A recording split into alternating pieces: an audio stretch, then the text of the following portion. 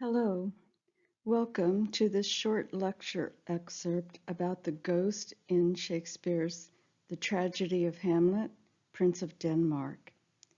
You can find more about this topic at carolgrebe.com. That's G-R-I-E-B, carolgrebe.com. Further support and hundreds of sources are available in my book, A Truant Disposition, Discovering the Tragedy of Hamlet Through the Role of Horatio. This book is available through my website and also through Amazon. Thank you for being here. If you have questions, there's also a means to ask me questions through my website. So what is the ghost role in Hamlet? Recall, we are with the playwright in a time of great change and remarkable discoveries. People were moving away from magic, dogma, and superstition to explain phenomena. The word science wasn't used in Shakespeare's time, but the methods of observation were. A generation before Shakespeare was born, Copernicus theorized through observation that the planets revolved around the sun. Copernicus's ideas launched the scientific revolution, and before Shakespeare died in 1616, Galileo's observations would confirm Copernicus's heliocentric theory.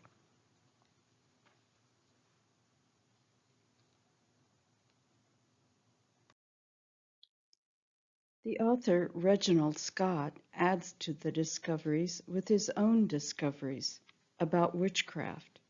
His book exposes witchcraft as nothing more than trickery and illusion.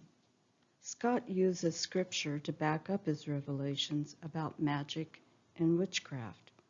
But when Scot published his Discovery of Witchcraft in 1584, many of Shakespeare's contemporaries still believed in witchcraft and magic. Our learned playwright does not choose a medieval magic ghost for Hamlet, in line with the times but dangerously in offense to King James. Shakespeare presents the ghost in Hamlet as a trick, as an illusion. The ghost in Hamlet is a contrivance to eliminate King Claudius. The ghost of Hamlet's dead father is foisted on the grieving, troubled, and angry son to tell him his dad was murdered by Claudius, and then demand that Hamlet kill Claudius to revenge his father's murder. Hamlet is essentially the story of a troubled young man who is given a criminal task by someone pretending to be his father's ghost. Horatio has known Hamlet at Wittenberg, and he can see Prince Hamlet's political star is not going anywhere. Politically astute, Horatio has joined forces with Fortinbras to eliminate Claudius, thus securing power for himself and possibly protection for Hamlet. Staging Horatio in cooperation with Fortinbras to bring down King Claudius resolves some of the questions and inconsistencies we spoke of in a previous lecture. This view more firmly grounds the play in Shakespeare's time and in the three early texts, Q1, Q2, and the first folio. Again, the list of roles identifying the ghost as the ghost of Hamlet's father is a post-Restoration 1660s invention. Shakespeare never identifies the ghost as the ghost of Hamlet's father.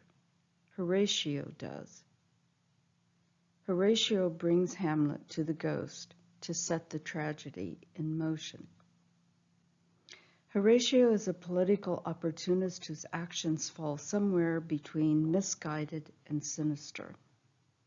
This gives directors wide latitude. He is not a simple character.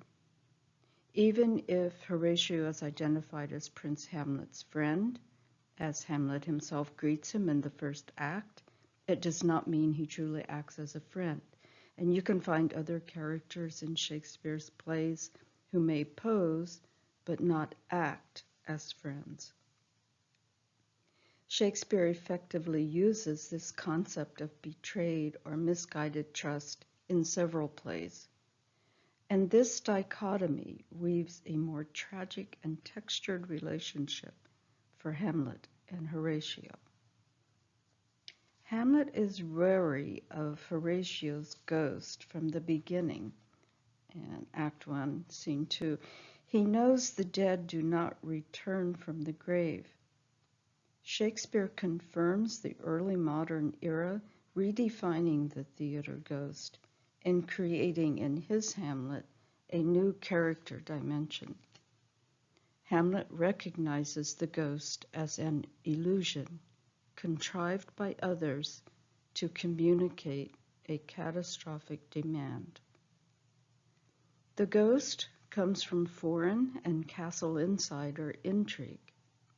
Shakespeare nudges contemporaries away from medieval superstition and into early modern Europe by presenting the ghost as a hoax. Reginald Scot, author of The Discoverie of Witchcraft, takes things a step further, saying, not only is the apparition an illusion, but the illusion could also be knavery, a trick. The ghost in Hamlet is a trick, and the conspirators against the murderous Claudius do not choose just any ghost, but a ghost in full, head-to-toe battle armor to convey the murder story. Why? Well, costuming the ghost in full battle armor virtually hides who wears it. A ghost, dressed as old Hamlet in full battle armor, like the king wore, would have been a costume familiar to the conspirators and recognizable as old Hamlet to guards on dark, lonely guard platforms along castle walls. Sections or layers of castle walls would form barriers between the ghost and the observers. Even the ghost's stride and mannerisms would be masked as the pretender struts awkwardly about, armed head to toe in portentous form. That the ghost assumes Hamlet's noble father's person helps convince a more curious than offended Hamlet to join Horatio to watch for the ghost to appear that night. The impersonator of a dead person tells the murder story, so no one bears responsibility for knowing and sharing the story with Hamlet. The story can go unchallenged. Sources remain anonymous. This ghost has authority, cover, and leverage.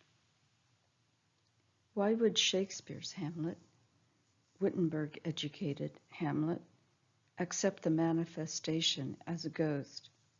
Hamlet suffers from melancholy and is emotionally strained, but he is not ignorant.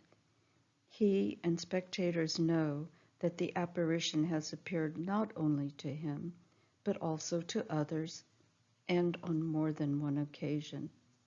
This limits the choice to, as Reginald Scot writes, flat knavery on the part of some rogue.